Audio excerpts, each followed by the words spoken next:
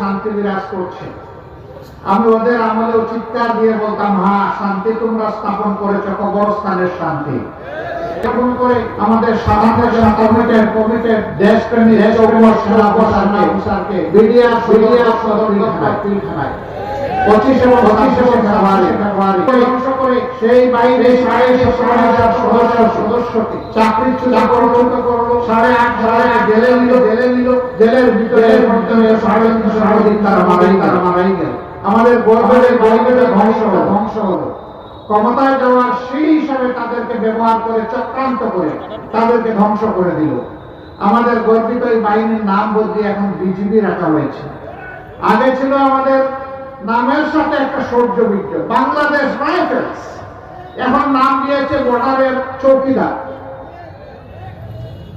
logo বদলিয়েছে, dress বদলিয়েছে, নাম বদলিয়ে